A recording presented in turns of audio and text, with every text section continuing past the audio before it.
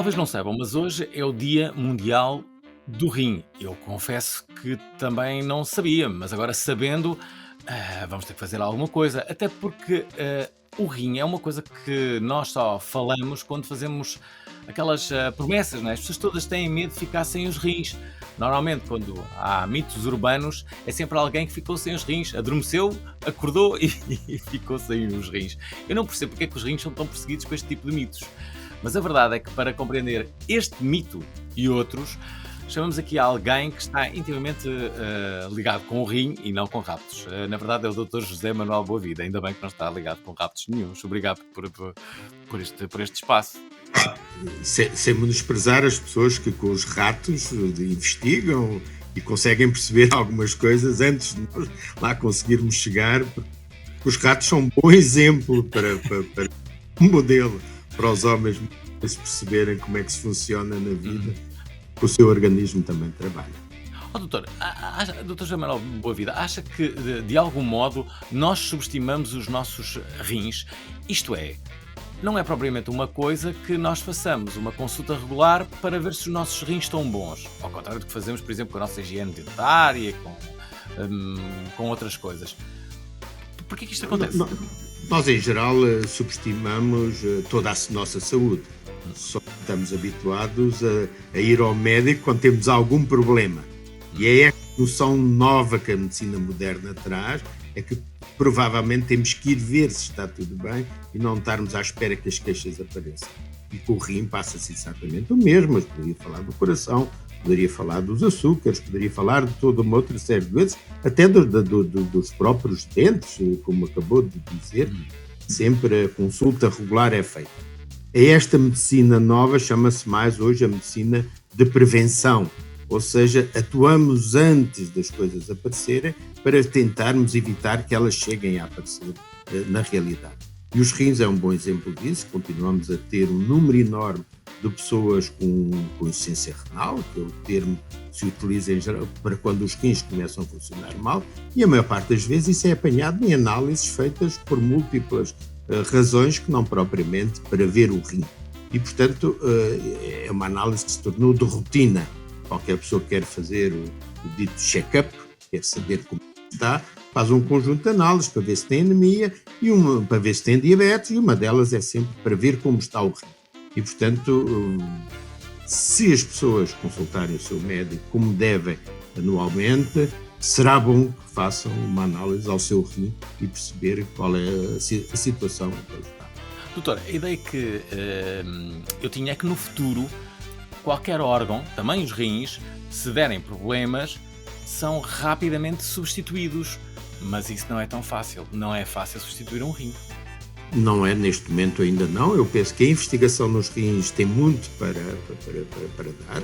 É preciso que haja um grande investimento, porque a investigação está quase paralisada há mais de 20 anos, desde que as novas técnicas de diálise se desenvolveram. A transplantação tem vindo a pouco e pouco, mas temos sempre o problema dos dadores para a transplantação, e os rins automáticos, os rins artificiais, os rins de porcos, toda uma investigação que existiu praticamente paralisou, há uma inércia. E nestas... Mas porquê que parou, doutor? Porquê que parou? Porquê que paralisou essa investigação?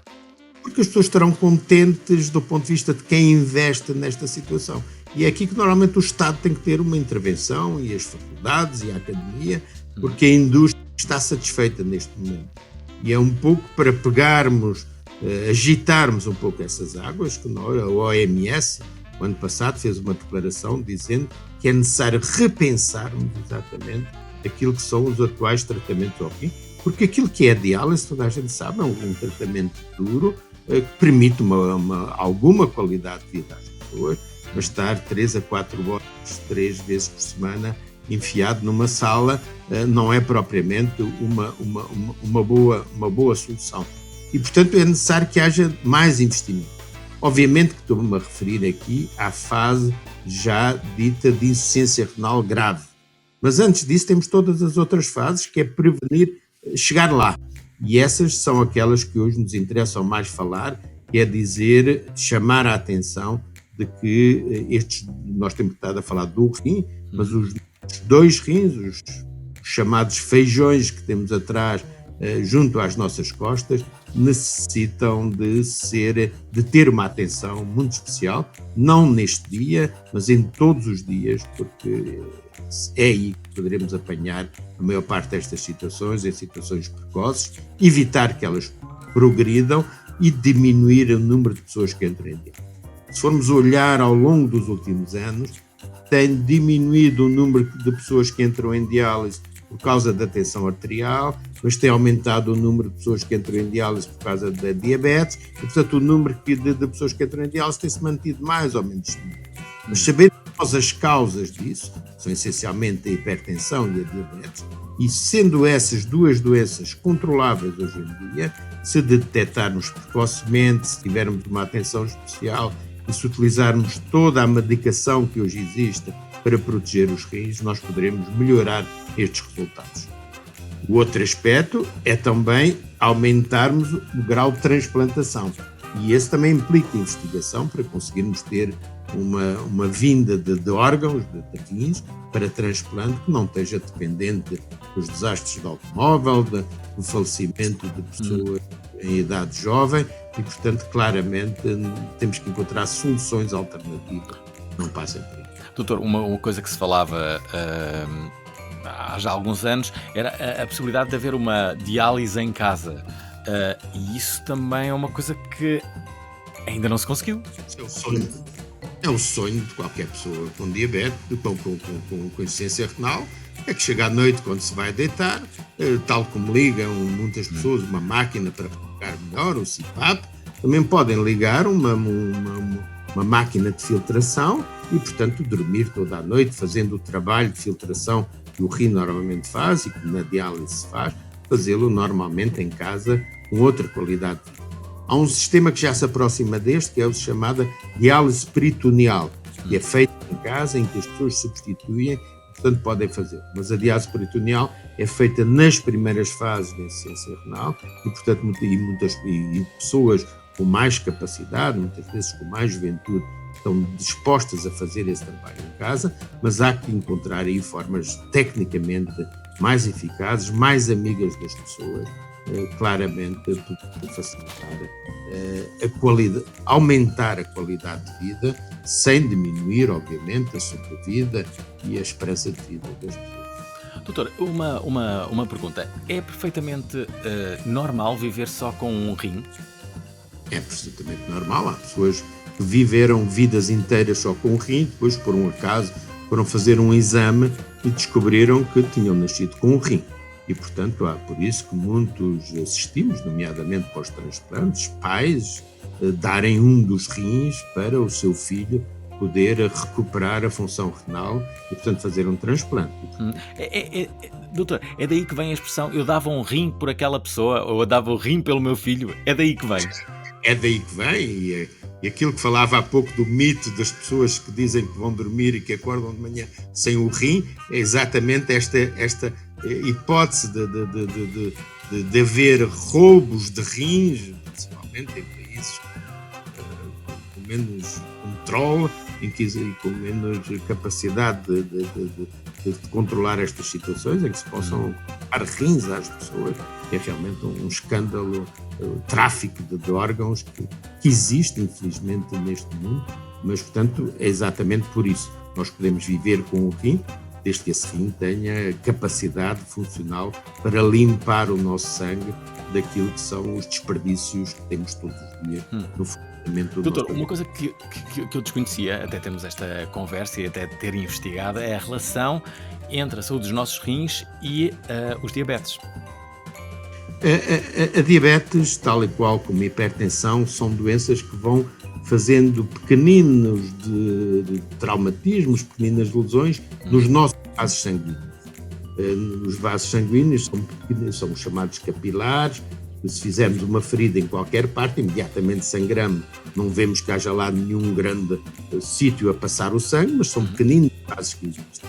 Ora, o rim são novelos desses mesmos vasos, por onde se conseguem fazer transporte, retirar do sangue aquilo que são as substâncias que não queremos. A diabetes, atingir os pequenos vasos, vai atingir os rins em cerca de 30% das pessoas com diabetes. Cerca de 30% das pessoas com diabetes têm a chamada nefropatia diabética, insuficiência renal causada pela diabetes, e este é o mesmo fenómeno que se passa com a hipertensão e com todas as outras doenças que atingem os vasos sanguíneos, vão atingir os rins como um sinal de um atingimento mais global, muitas vezes atinge também o coração, que atinge também os vasos cerebrais.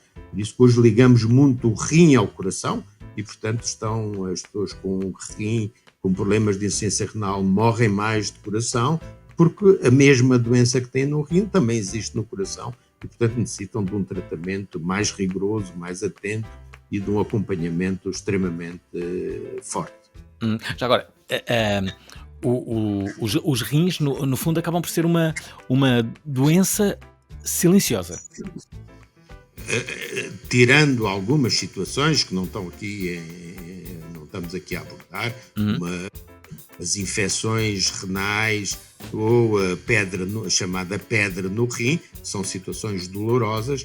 A maior parte das situações que levam à insuficiência renal são silenciosas e é necessário ir à procura delas para não deixarmos que cheguem a fases já graves e já irreversíveis, em que começam então a aparecer inchaços do corpo, cansaço, anemia e, portanto, toda uma série de queixas que entram já na fase de insuficiência renal e que só são detectadas tardiamente.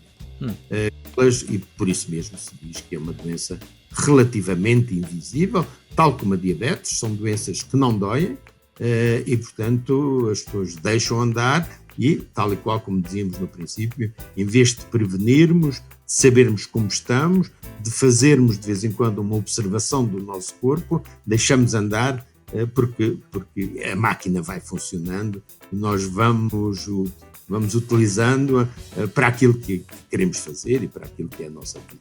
Doutor, isso acontece com quase todos os nossos órgãos. Basicamente, o ser humano deixa andar até já não ser possível. E aí vai ao médico, vai tentar resolver a situação, não é só com o rim. Mas há uma coisa que me preocupa, que é pedras nos rins.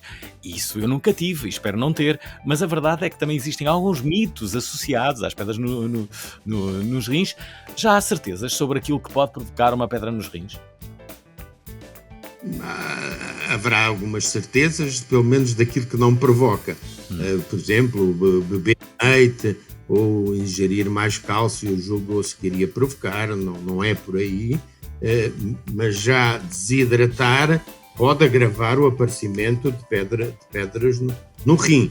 E, portanto, são situações. Nós não sabemos bem o mecanismo ainda de como é que se formam as pedras no rim, sabemos que elas têm cálcio, mas é preciso que se criem localmente condições propícias à solidificação desse cálcio e à aglomeração desse cálcio para constituir as pedras.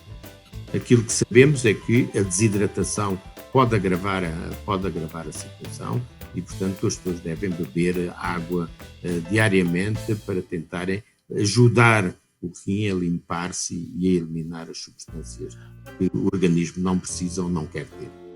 Doutor, estamos a acabar esta conversa. Quero lhe fazer mais 2 ou 3 perguntas para o final. Uma delas é justamente quando é que nós percebemos quais são aqueles primeiros sinais de que pode haver aqui um problema? Na diabetes, todos os anos se pede uma análise que é para determinar a quantidade de proteína que existe na urina. Portanto, a análise da urina torna-se muito importante nesse sentido. Se a cor estiver mais carregada, pode ser sinal de que tem sangue. Se a urina tiver mais cheiro, pode ser sinal de que tem infecção urinária. Se aparecer na análise da urina valores elevados de albumina, que antigamente se falava muito quando as pessoas inchavam e diziam que estavam com albumina, nesse caso é sinal de que a diabetes já está a atingir o rim. Portanto, é a chamada fase que no jargão da diabetes se utiliza da microalbuminuria. Pequeninas quantidades de proteína. Isso é um alerta. É um alerta para quê? É um alerta para controlar melhor a diabetes, para controlar melhor a tensão arterial, para ter uma vida mais saudável e para acompanhar com mais atenção como é que o seu rim está a evoluir. E, eventualmente, excluir outras razões que não a diabetes estejam a provocar também mal a esse. É nesse sentido que temos que estar sempre na nossa relação com os profissionais de saúde, não só olhar para aquele problema que nos leva, mas perguntar: será que há mais alguma questão na minha vida que seja importante discutirmos, que seja importante analisar? Já viu se há mais algum elemento? Há uma característica da urina que algumas vezes também é salientada, que é a urina que faz muita espuma, e pensa-se que isso será porque existe já proteína nessa urina. E, portanto, a proteína não deve existir, nem a albumina, que é uma proteína, não deve existir normalmente na urina. Portanto, se existirem, é porque já existem lesões em que deixam passar esses elementos que não deveriam ir para a urina e deveriam ser conservados dentro do nosso organismo. Entre as muitas coisas que vocês vão fazer aqui no Dia Mundial do Rim, o que é que destaca? Essencialmente, aqui do ponto de vista da Associação Protetora dos Diabéticos de Portugal, aquilo que vamos fazer são, ao nível das redes sociais, divulgar o que se passa, chamar a atenção sobre essa situação e entrarmos mais em contacto com as pessoas para esse fim. Faremos um comunicado de alerta sobre a importância do rim no diabetes, chamaremos a atenção e faremos fóruns utilizando as redes sociais e as nossas formas de comunicação. Quais são as grandes dúvidas que as pessoas têm? Se sente que há dúvidas muito recorrentes, doutor? Não, nós temos dois sistemas nervosos. Um que é aquele que sente, e que tem dor, que nos faz mover um braço, que nos faz mexer uma perna. Depois temos um sistema nervoso autónomo, que é aquele que faz com que o nosso organismo funcione normalmente. E esse a gente nem sabe que existe. É ele que faz com que o coração esteja sempre a bater, é ele que faz com que o sangue esteja sempre a ir ao cérebro e esteja a irrigar isto, é ele que faz que as células sejam alimentadas de açúcar, que sejam retiradas das células aquilo que são os produtos que não queremos, que reproduza as células, que modifique células que estão estragadas. Isto é o sistema normalmente a funcionar. Só que esse sistema é uma confusão enorme para nós pensarmos quer nele. Uma parte das vezes nem queremos saber, faz-nos lembrar animais mortos, sangue, mas é assim que é o nosso corpo. E, portanto, aquilo que nós temos que pensar, por vezes, é em nós próprios, na nossa saúde, na forma como devemos atuar para isso. E isso nem sempre é possível termos à mão os elementos para isso. No caso do rim, temos análises suficientes, exames suficientes para nos perceber se o nosso rim está a funcionar bem ou não. Tal e qual como na diabetes ou na hipertensão arterial. São doenças que estão sempre ligadas. Doutor, última pergunta. Há alguns conselhos para nós termos uma boa saúde dos nossos rins? Em primeiro lugar, falar deles com os nossos médicos e médicas de família ou com o especialista, se for o caso disso.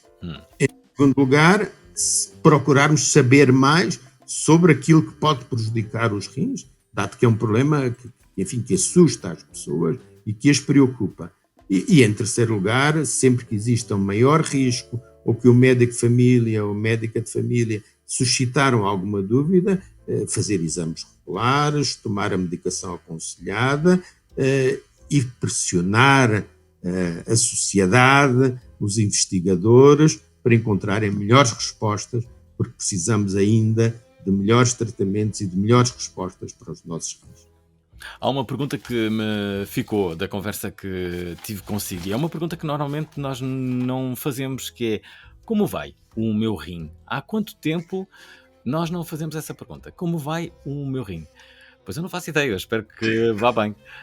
Que vá bem o meu rim, o doutor aqui e de todos aqueles que nos estão a ver. Mas fica, de certa forma, essa ideia de fazermos mais vezes esta pergunta: como vai o meu rim? É a ideia final que nós deixamos para esta conversa com o Dr. José Manuel Boavida, que aqui esteve. Ele que é, vou tentar não me enganar, presidente da Associação Protetora dos Diabéticos de Portugal. Disse bem isto? Disse que tinha aqui escrito bem. Quero lhe agradecer e desejar-lhe um bom dia mundial do rim. É o que eu lhe desejo. Um bom dia também para todos, para todos os portugueses e principalmente para as pessoas que já sofrem de rim e que necessitam de todos os cuidados e toda a atenção que sabemos que eles têm, infelizmente, mas que lhes permitirá viver e trabalhar muitas vezes como se não tivessem doença. É essa a nossa preocupação, integrar as pessoas na sociedade, dar-lhes qualidade de vida e não viver para a doença. Não é esse o nosso objetivo, é vivermos para a vida, porque é isso que nós queremos. Muito bem, um bom dia mundial do rim.